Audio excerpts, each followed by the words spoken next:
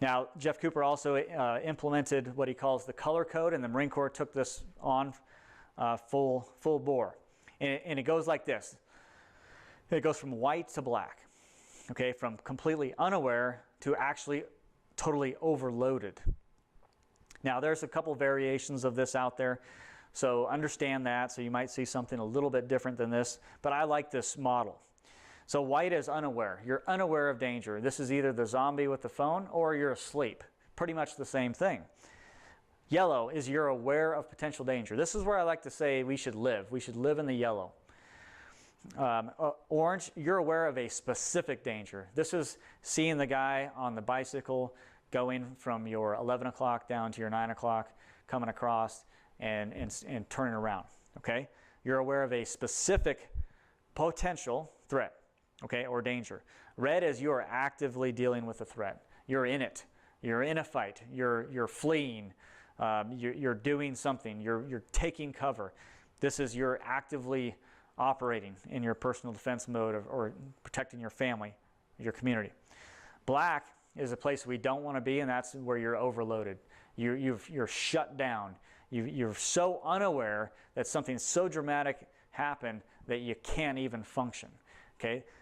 We can avoid this if we live in the yellow, we train, and we do some other things to help us avoid going in the black.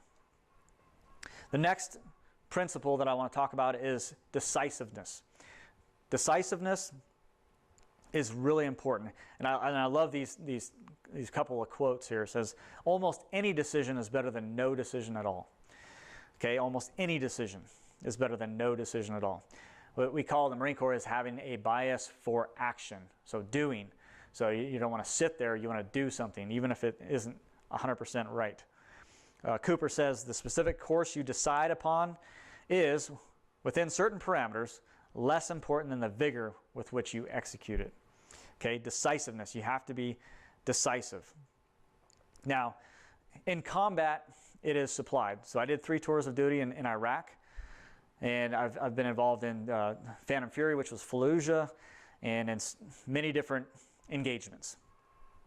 Okay, now I don't mean that to say, as far as in combat it is supplied, to say that that in the military we're just a bunch of drones and non-thinking drones. That's not what I mean. What I mean by that is that in combat we have rules of engagement. Rules that tell us, hey, this is when you can engage, this is when you can't, this is when you need to disengage. This is what you can fire back at with what, etc. It gives us the box, if you will. Okay, we have missions, and we have intent to be able to help us determine when to do it. And we have training, etc., etc. That's what I mean by saying it is supplied. Now, for the individual, in personal defense, we can develop this kind of mindset to help us with decisiveness. And part of that is understanding your inherent right to self-defense. Okay, you have to understand that first. Experience certainly helps with decisiveness. But for most of us that don't have extensive experience, scenario-based training is extremely helpful. Okay, so scenario-based training. So when at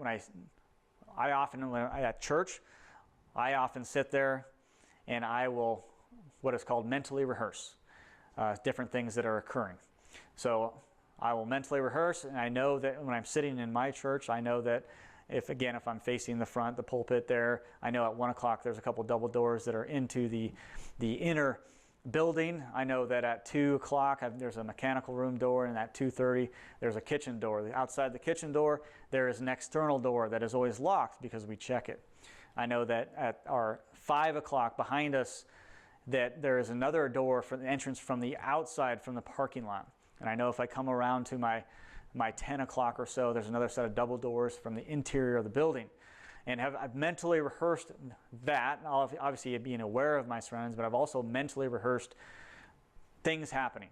Okay, so again, we're looking at a principle-based approach, but what-ifing those scenarios helps us apply those principles to our self-defense, to our personal defense, to defense of our families, our churches, our communities. Okay, so we need to do that. That's important. And so you could do that, and you could do that at home. You can do that sitting in a restaurant. What if there was a loud bang inside this restaurant? What is the nearest exit? What if somebody blast through the front door of my house. Okay, am I armed at home? Am I complacent at home? Have I gone into condition white at home? You shouldn't be.